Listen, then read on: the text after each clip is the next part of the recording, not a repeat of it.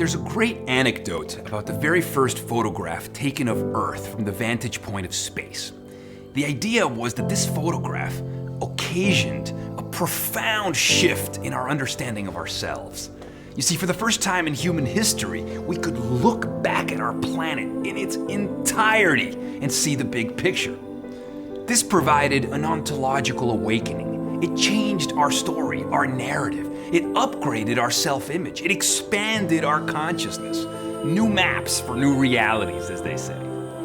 Astronauts in orbit call this experience the overview effect, a boundary-shattering sense of revelation and global interconnectedness, where we shake off our petty differences and emerge with a sense of global responsibility, global consciousness, and global citizenship.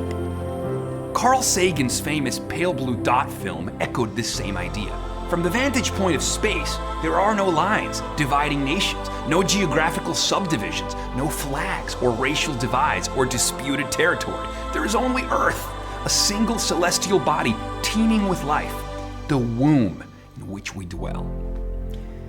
Yet the fact is, our historically myopic point of view, most certainly our limited perspective, has resulted in much animosity.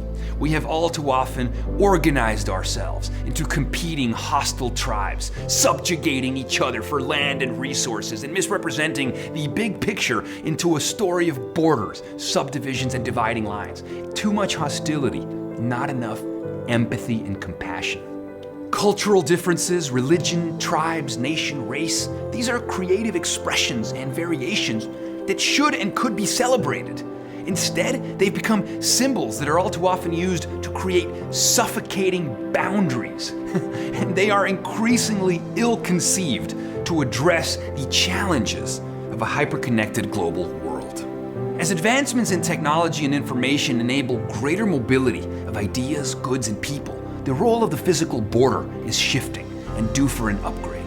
Conflicts remain, and too many people are restricted access to the increasingly fluid means of migration, transportation, and movement.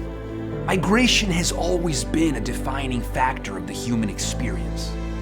Migration has and continues to touch all nations, cultures, and regions, all peoples on the planet. Migration has been the seed at the heart of thriving societies, accelerating the dissemination of knowledge and ideas. Restricting migration is ultimately like restricting the flow of ideas. In much the same way that we don't tolerate censorship or book burning, we might consider the ways in which restricting the free movement of people can be equally punishing to the idea of human flourishing. The desire to become a global citizen is human. We all have it, and we all share the same goals for safety, comfort, and prosperity for our family. Some are fortunate enough to be able to invest in a second residence and citizenship, while others are forced to seek asylum for their survival.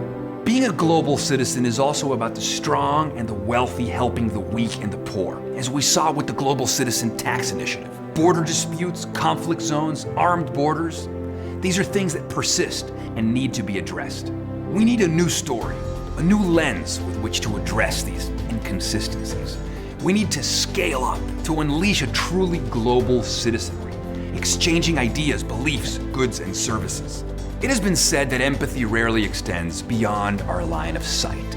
And so perhaps it is by extending our gaze, using marvelous new storytelling tools like virtual reality, that we can bridge divisions and bring worlds together, ushering in a form of radical empathy to see the other as ourselves, where boundaries are dissolved and compassion reigns supreme. A massive transformation of consciousness, a software upgrade for mankind, birthing a new kind of global citizen.